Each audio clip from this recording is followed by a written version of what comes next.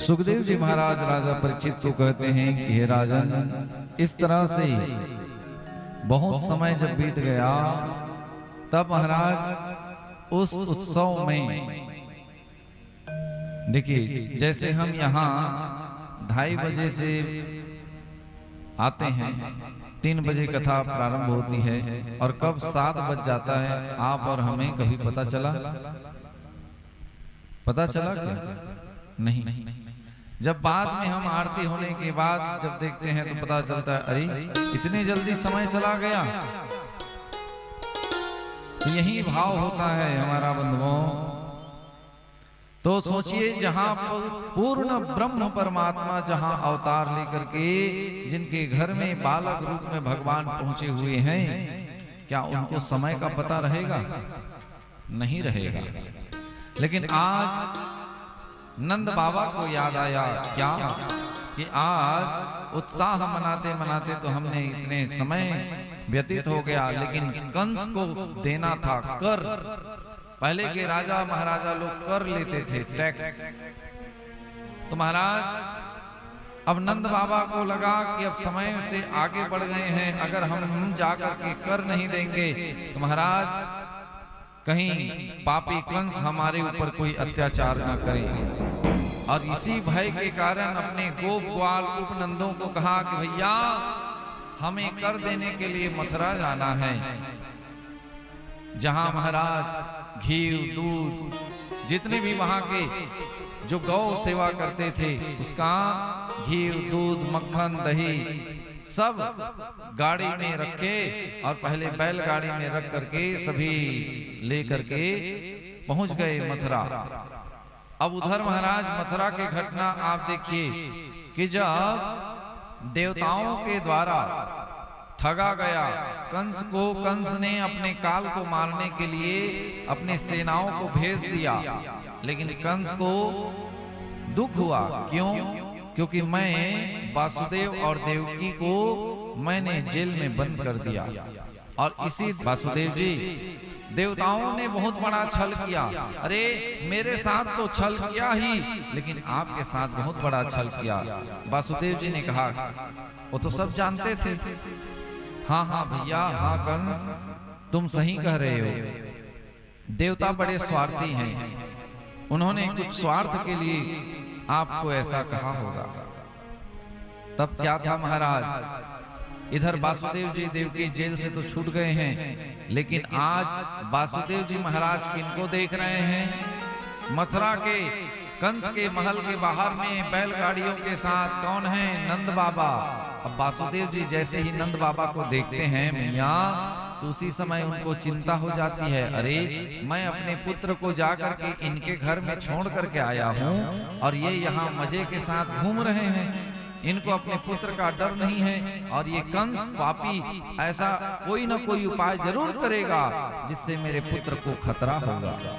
वासुदेव ने अपने दोनों पुत्र को जान करके महाराज सीधे नंद बाबा के पास जाते हैं और नंद बाबा से कहते हैं कि नंद बाबा कैसे आपका यहाँ आना हुआ?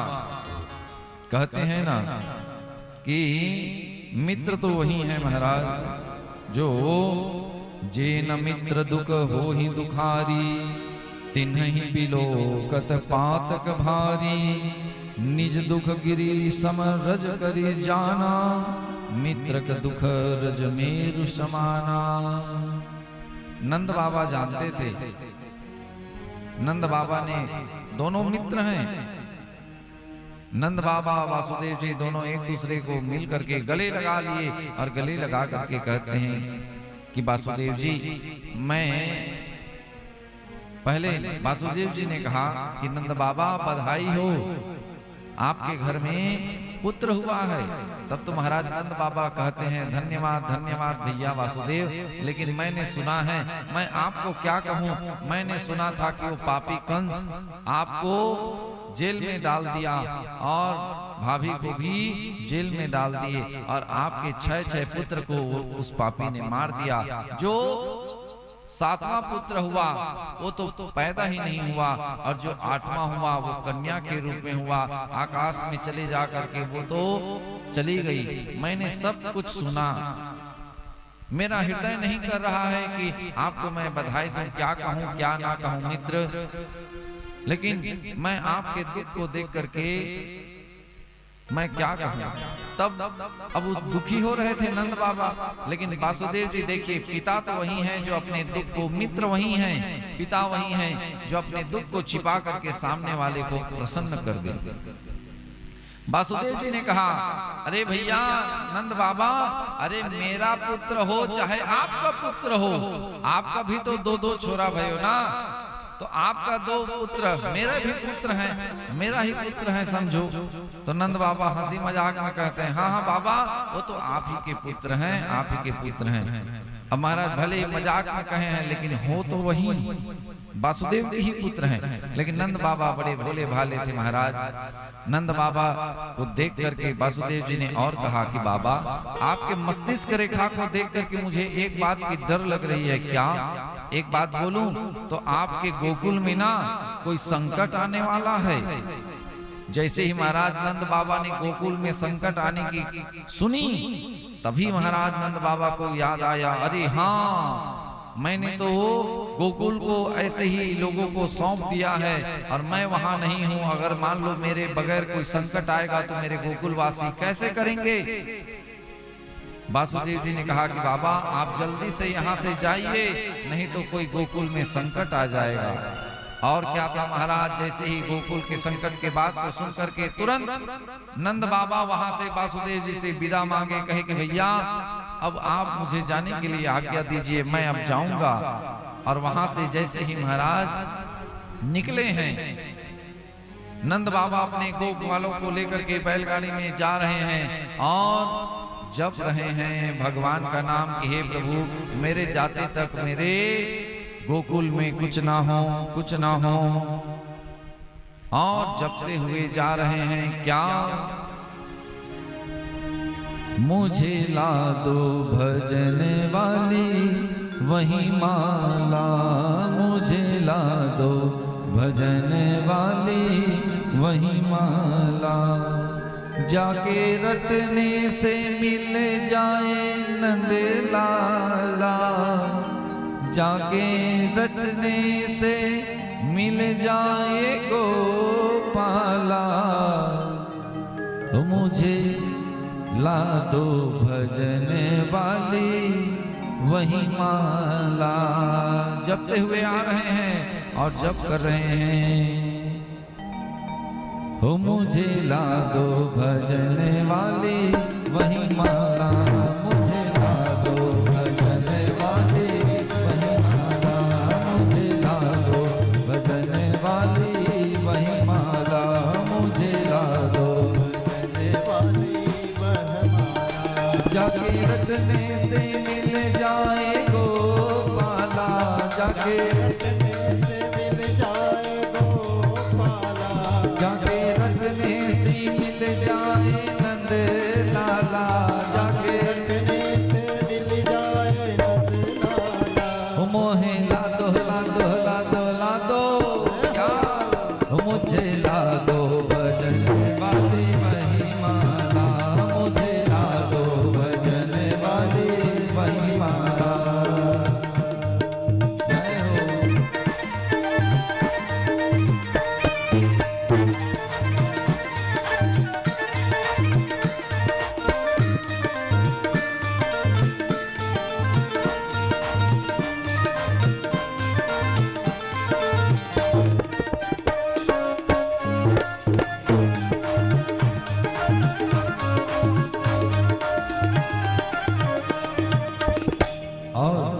ये माला कोई साधारण माला नहीं है महाराज, जिसने जपी है उनका मनोकामना पूर्ण हुआ है। कौन? ये माला कोई साधारण नहीं, आप और हम भी जपें तो वहाँ माला है, यहाँ ताली की सेवा है। ताली बजाते हुए कहें, क्या?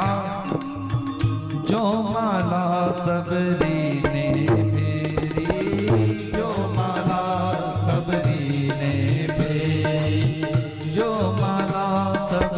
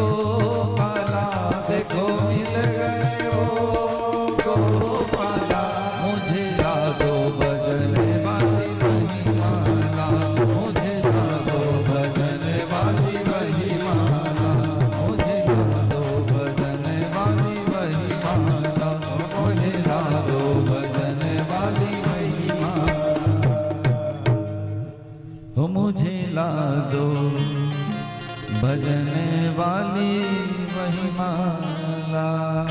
जय हो। एक लीला यहाँ कथा में हो रही है और एक लीला यहाँ प्रत्यक्ष यहाँ हो रही है हमारे कृष्ण कन्हैया जी का। बोलिए कृष्ण कन्हैया लाल की जय। और महाराज क्या था, सुखदेव जी महाराज परीक्षित को कहते हैं कि परीक्षित जैसे ही पहुंचते हैं, नंद बाबा निकल चुके हैं मथुरा से गोकुल की ओर और उधर कंस का भेजे हुए जितने भी दैत्य हैं उनमें से कौन थी, पूतना। कंसेन प्रहिता घोरा पूतना बालघातिनी शिशुश्चार निघ्नति पुरग्रामा व्रजादिशो। और महाराज पूतना अपने स्तनों में विष लगा करके सभी आसपास के ब्रजमंडल में सब जिनके भी 1 महीने से कम या 1 महीने से ऊपर बालक होते तो उसके घर में जाती थी और उसका एक ही काम होता, अपने स्तनों में जहर लगा करके दूध पिलाने के बहाने से जाती और बच्चे को वो स्तनपान कराती, जिससे बच्चा दूध पी करके महाराज वहीं प्राणांत हो जाता। ऐसे करते करते महाराज हर आसपास के ब्रजमंडल के सभी जगह जा रही थी। और एक यही नंद भवन में जब महाराज ये क्रम था क्या कि जितने भी उत्साह मंगल बधाई देने के लिए आ रहे थे जा रहे थे, तो पूतना ने अपना स्वरूप बदल दिया, सुंदर स्वरूप लेकर के महाराज उन्हीं भीड़ में से आ रहे थे। उन्हीं में से एक जने से पूछा कि हे बहन तू कहां से आ रही है? तो उन्होंने कहा कि अरे हम तो अभी नंद भवन में गए थे, यशोदा रानी और नंद बाबा को पुत्र हुआ है। अच्छा, अब पूतना तो समझ गई पुत्र हुआ है मतलब महाराज यहाँ जाना जरूरी है। यही सोच करके अपना स्वरूप बदल करके महाराज एक और टोली आ रही थी जो दूर से बधाई देने के लिए वहीं जा रहे थे और उन्हीं के टोली में वो शामिल हो गई पूतना। हाँ, और शामिल होकर के नंद भवन पहुंच गई। अब महाराज नंद रानी तो ऐसे थी, यशोदा रानी सबको पहचानती थी, सबको जानती थी, लेकिन महाराज पूतना से अनजान थी। तो महाराज सब बधाई दे रहे थे, यशोदा रानी बधाई हो, यशोदा बधाई हो, बधाई हो। सबको माता रानी यशोदा सबको कहती थी धन्यवाद मैया, बहन तुम्हारे ही आशीर्वाद से तो मेरे घर में इस बुढ़त काल में मेरे घर में पुत्र हुआ है। तुम सभी का आशीर्वाद है। सभी को सम्मान देते और सभी को भोजन के लिए कहती, नाश्ता देती। और वहां महाराज ऐसा था कि सब बधाई देते देते जा रहे थे और सब देख रहे थे लाला को। उसी समय यशोदा रानी के पास में पहुंचती है पूतना, और जैसे ही पूतना पहुंचती है महाराज, तब पूतना, अब पूतना को तो कभी देखी नहीं है यशोदा जी, तो पूछती है कि बहन तुम कहां से हो? अब पूतना घबराहट में महाराज जब रिश्ता ना निकले ना तो दूर के रिश्तेदार हैं कह देते हैं, या तो फिर अरे यशोदा तुम मुझे नहीं जानती, अरे मैं तो तुम्हारे लाला के जन्म की खुशी में मैं यहाँ बधाई देने के लिए आई हूँ, तो मुझे नहीं जानती, मैं तुम्हारे बुआ के बेटी के फूफा के नाक उनकी बहन हूँ। अब महाराज इतना लंबा चौड़ा रास्ता बता दिए। अब यशोदा रानी सोचने लगी कि ठीक है, मेरे कोई बहन की बुआ की बेटी की सखी की बेटी के होंगे कोई रिश्तेदार। अब महाराज रिश्तेदारी तो जाओ बाद में पूछेंगे, पहले बहन तुम नाश्ता वास्ता कर लो। क्यों? क्योंकि अभी अभी मेरा लाला जो है ना वो अभी सोया है, फिर तुम सब नाश्ता कर लेना, उसके बाद तुम उसे देख लेना, आशीर्वाद देना। ऐसे कह करके महाराज यशोदा रानी सबको नाश्ता पानी के लिए वहां बैठा दी। अब महाराज किसी ने यशोदा रानी को बुला ली कि यशोदा रानी इधर आओ इधर। तो यशोदा रानी लल्ला को तो पलने में सुलाए हैं और यशोदा रानी वहां काम करने आगे बढ़ गई। अब इधर पूतना वो नाश्ता थोड़ा ना करेगी, उसका तो नाश्ता कुछ और ही रहता था। हाँ, उसका नाश्ता पूतना लोक बाल अग्नि राक्षसी रुधिरासना जिघस्यापि हरे स्तनं दत्वा अपसद्गते। कहते हैं कि पूतना का खून मांस यही उसका भोजन है, उसको नाश्ता पानी से क्या मतलब। उसने सोचा और वहीं सोच करके महाराज पूतना पहुंच गई लाला के पास, पलने में लेटे हुए हैं भगवान। और जैसे ही भगवान पहुंचते हैं ना महाराज, उसी समय पूतना को देखने से पहले भगवान दोनों आंख बंद कर देते हैं, देख लेते हैं भगवान कि ये पूतना आ रही है। पूतना माने अविद्या, और भगवान के पास अविद्या टिक नहीं पाते। भगवान आंख इसलिए भी बंद कर दिए कि मेरे आंख में सूर्य चंद्र हैं और ये कहाँ आ रही हैं। अब भगवान आंख इसलिए भी बंद कर दिए, अरे मैं तो यहाँ मस्त माखन मिश्री मक्खन दूध दही खाने के लिए आया था, ये तो अपने स्तनों में जहर लेकर के आई है, अब इसको मैं क्यों देखूं। भगवान का एक भाव ये रहा। भक्त तो कहते हैं भगवान ने आंख इसलिए भी बंद कर दिया क्योंकि अगर भगवान पहले उसे देख लेते तो पता नहीं भगवान उसका क्या गति देते। लेकिन पूतना जैसे ही महाराज भगवान को वहां देखते हैं तो आंख बंद है, श्याम वर्ण है, थोड़े सांवले काले काले स्वरूप में हैं। और जैसे ही पलने में देखते हैं महाराज, गोदी में उठा लेती हैं और गोदी में जैसे ही उठा करके आसपास देखती है पूतना कि कोई मुझे देख तो नहीं रही है। और जैसे ही किसी के नजर से ऐसे ओझल होकर के वहां से भगी कि महाराज किसी को पता भी नहीं चला कि वो आई कब पलने के पास, कब बालक उठाई और भाग गई। अब महाराज भाग रही थी तो महाराज उसी समय उसने अपने स्तनों का पान कराया। अब भगवान तो ऐसे हैं कि उस समय शंकर जी को याद किया कि भोले बाबा विष का पीने वाले तो आप हैं, आप आओ और मैं तो केवल दूध का पान करूंगा। ऐसे कह करके भगवान ने आवाहन किया। और जैसे ही महाराज भगवान ने जैसे ही विष का पान किया, दुग्ध का पान किया, दुग्ध खत्म हो गया। अब तो क्या था महाराज, पूतना के प्राण को भगवान पीने लगे। जैसे ही प्राण को पीने लगे, पूतना के मर्म स्थान में दर्द होने लगा। और महाराज जो सुंदर शरीर बनाए हुए थे अब वो अपने असली रूप में आ गए। और असली रूप में आकर के बहुत विशाल रूप में राक्षसी के रूप में आ गई। और वो बालक को लेकर के कहते हैं, अरे मुंचते मुंचते छोड़ मुझे छोड़। अब महाराज छोड़ करके कह रही है पूतना, लेकिन भगवान भी मुस्कुरा रहे हैं। और मुस्कुराते हुए देख करके सोचते हैं, भगवान विचार करते हैं, अरे पूतना मौसी, एक तो मैं किसी को पकड़ता नहीं और जब पकड़ लेता हूं तो उसे छोड़ता नहीं, तो तुम मुझे छोड़ने की बात करते हो, अब मैं तुम्हें छोड़ने वाला नहीं हूँ। और ऐसे करते महाराज भगवान उसके प्राण को भी पी लिए। और ऐसे हुआ कि एक मुष्टिका प्रहार से ही महाराज पूतना दर्द के मारे कहलाते हुए वहीं आकाश में जब उड़ने लगी, उड़ रही थी उस समय महाराज ब्रजमंडल के ऊपर उड़ रही है। भगवान ब्रजमंडल को देख रहे हैं और जैसे ही देखते हैं कि ये तनसुखा मनसुखा सबको देख रहे हैं आज भगवान छोटे से रूप में। और भगवान प्राण को पी गए और पूतना का शरीर वहीं से पूतना मर गई। और धड़ाम से जब आवाज हुआ, जैसे ही पृथ्वी में गिरे धम से आवाज हुआ, यशोदा रानी जैसे ही महल में आवाज सुनी किसी गिरने की, महाराज यशोदा रानी दौड़ करके आती है लल्ला के पास पलने में देखने के लिए। लेकिन वहां तो भगवान है ही नहीं, अब लल्ला नहीं है। तो महाराज कहाँ गए, खोजा गया, गोप वालों के द्वारा इधर आसपास देखा गया। उसी समय महाराज पता चला कि वहां पे एक राक्षसी मरी पड़ी है।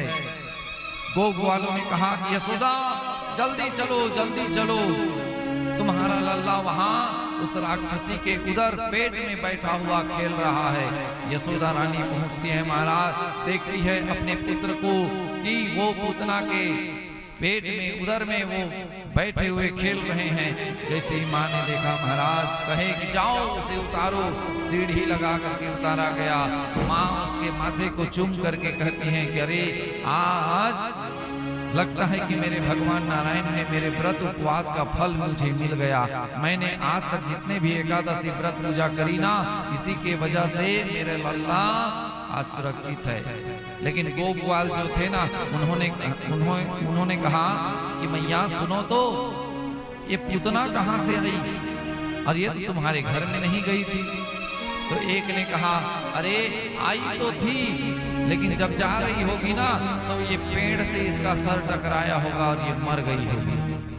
एक ने कहा, अरे जब मर जाती टकरा करके तो सीधे मरती, ये तो उल्टे हैं, ये तो सीधे ही हैं। तो किसी ने कहा, अरे जब जा रही होगी उस समय आ गया होगा हार्ट अटैक, इसीलिए वो मर गई वहां। हाँ, अब महाराज माँ तो माँ है, तुरंत माँ बालक को लेकर के आए और महाराज लल्ला को लेकर के आकर के सबसे पहले गोबर को लेप लगा दी, और आज भगवान को ही भगवान के नाम से माँ झाड़ा देने लगी। बोलिए पूतना मर्दन भगवान की जय। पूतना का उद्धार भगवान ने किया। और सुखदेव जी कहते हैं कि राजा